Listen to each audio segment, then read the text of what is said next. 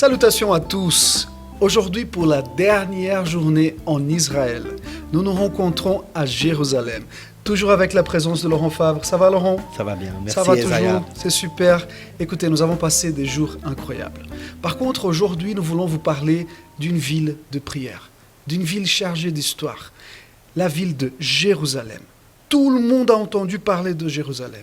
Alors, Laurent, pourquoi elle est de notoriété mondiale? Isaiah, c'est là une question fort pertinente et fort intéressante. Je commencerai par ce qui ne fait pas d'elle une notoriété mondiale. Ce n'est pas le fait qu'elle soit la capitale d'Israël qui fait d'elle une notoriété mondiale. Israël est un petit pays au milieu de ce vaste Moyen-Orient. Ce n'est pas sa situation géographique non plus, à 800-900 mètres d'altitude, entourée de montagnes, sans point d'eau particulier. Elle ne se trouve pas à la croisée des chemins, elle ne se trouve pas dans un lieu de passage. Non, ce n'est pas son lieu géographique qui fait d'elle une ville de notoriété mondiale. Ce n'est pas non plus particulièrement sa population, dans le sens que ces 800 à 900 000 habitants ne fait pas d'elle une ville particulièrement différente de toute autre ville.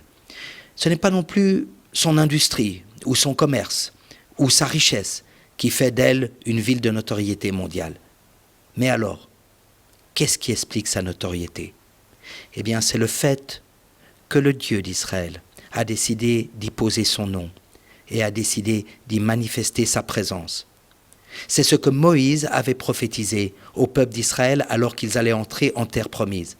C'est ce que le roi David a compris. Peut-être est-ce pour ça qu'on l'appelait un homme selon le cœur de Dieu. C'est ce que Salomon a appréhendé alors qu'il a décidé et entrepris la construction du temple où se trouvait le Saint des Saints.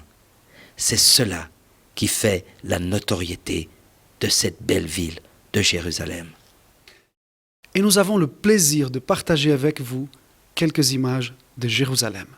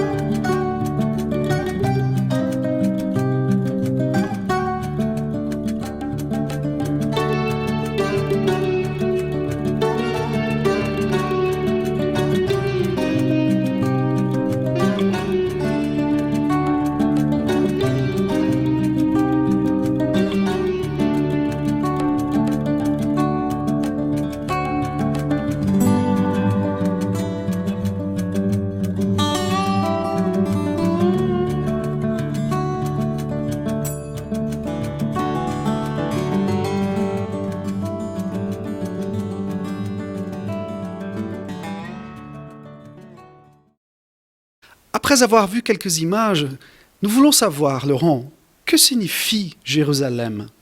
Jérusalem, ou en hébreu Yerushalayim, signifie la ville de la paix. C'est quelque peu paradoxal dans un lieu de tension, parfois de conflit et de confrontation. Pourtant, c'est bien la ville de la paix. Et plus que cela, parce qu'en réalité, Yerushalayim, ou la ville de la paix, ou la ville de Salam, veut dire plus que la paix dans le sens d'une absence de conflit. Il s'agit de la paix dans le sens de l'omniprésence de la justice, ou en d'autres mots, de la ville de la complétude, de la ville de la perfection. Et c'est ce que signifie son nom, Jérusalem. Et est-ce que tu peux nous dire quelle serait sa plus grande caractéristique? Jérusalem porte bien des caractéristiques en elle, un peu comme un diamant à multiples facettes. Une de ses grandes caractéristiques, c'est que Jérusalem est la ville de la prière. Et Ésaïe, tu as pu toi-même t'en rendre compte et même l'expérimenter à titre personnel. Il est impressionnant de voir des hommes et des femmes, des jeunes et des vieux et des enfants affluer à ce mur occidental que d'aucuns appellent également le mur des lamentations.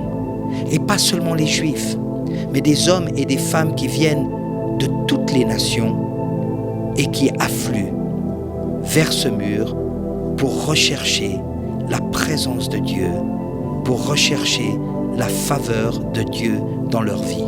C'est ici l'accomplissement d'une prophétie, d'une parole, d'une déclaration, d'une proclamation sur cette ville, sur ce lieu, sur ce mont du temple.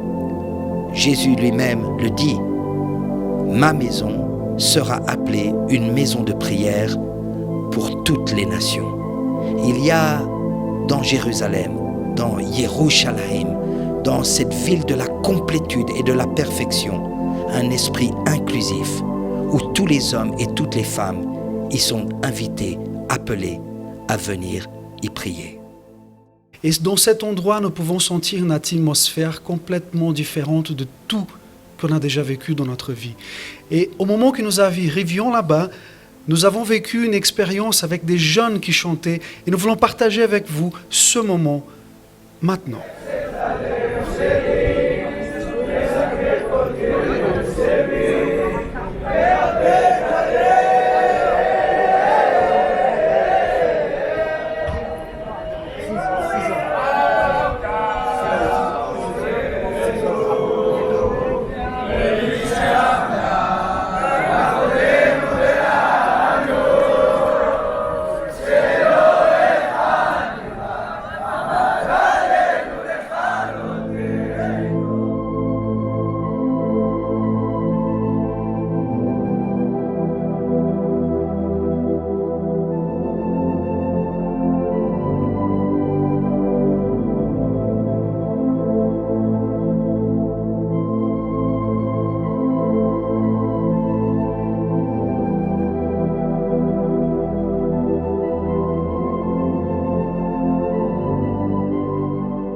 Laurent, que peux-tu nous dire de la prière?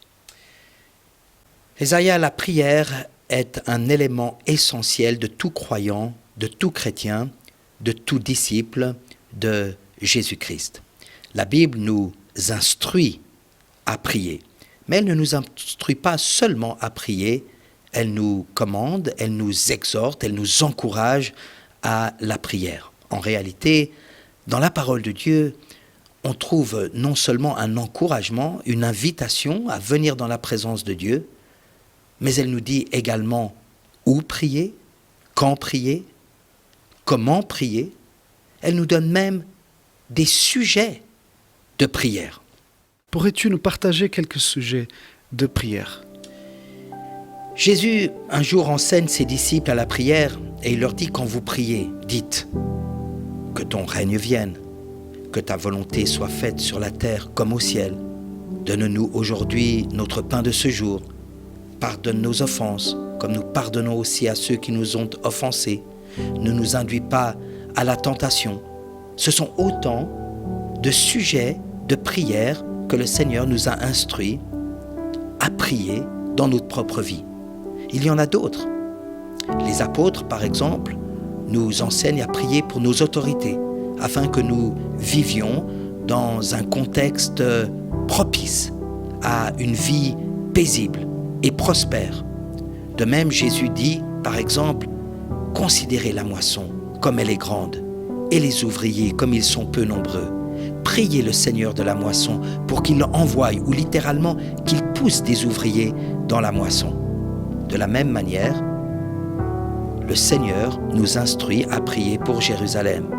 Et il dit même dans le psaume 122, « Priez pour la paix de Jérusalem. Il prospère ceux qui t'aiment. » Plus que cela, dans Ésaïe 62, il est dit que Dieu place sur les murailles de Jérusalem ses sentinelles de prière qui crient à lui, jour et nuit, jusqu'à ce qu'il fasse de Jérusalem un sujet de louange parmi toutes les nations. Je ne pourrai jamais suffisamment vous instruire, vous exhorter, vous encourager à prier dans votre vie, à en faire un élément essentiel de votre vie spirituelle. Je vous encourage à considérer les objets, les sujets de prière, vos propres besoins, vos propres désirs, les besoins et les désirs des autres autour de vous.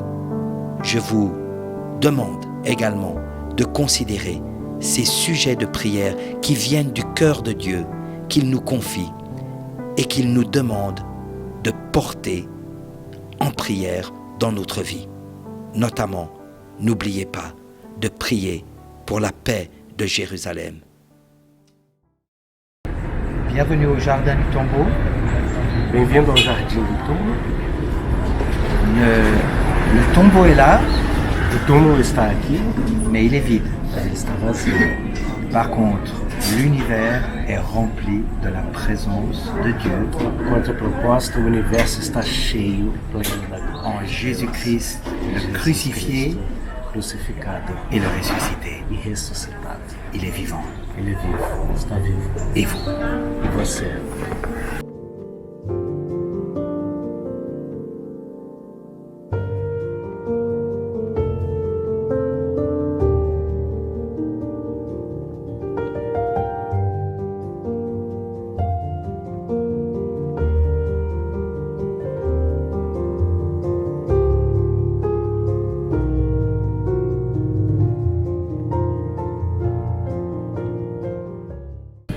Levez les mains vers lui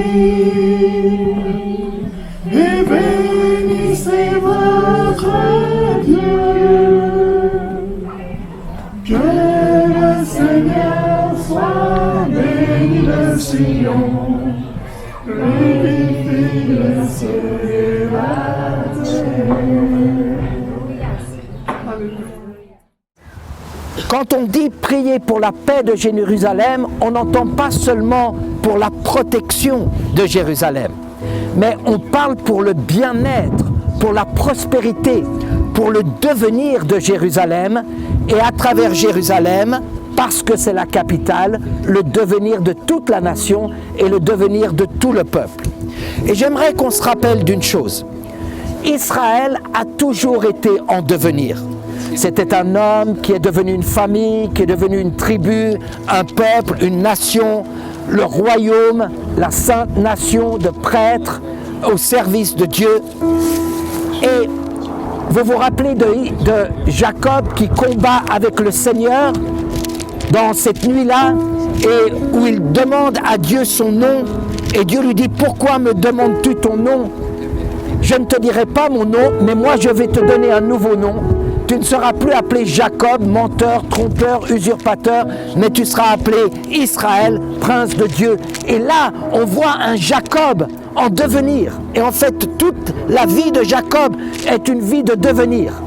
Et bien de la même manière, lorsqu'on est appelé à prier pour Israël, à prier pour Jérusalem, on est appelé à prier pour son devenir. Pourquoi ? Parce que son devenir, c'est le nôtre des nations. Son bien-être, c'est notre bien-être. Sa bénédiction, c'est notre bénédiction. Et regardez un peu comment le diable peut nous faire tomber dans un piège, où même l'Église avec les autres nations peut potentiellement se tourner contre Israël, qui est la source même de sa bénédiction. Donc j'aimerais vous encourager d'une manière très pratique d'intégrer Jérusalem, Israël, les considérations de Dieu. J'ai presque envie de vous dire, considérez la requête spécifique de Dieu et alignez-vous et obéissez.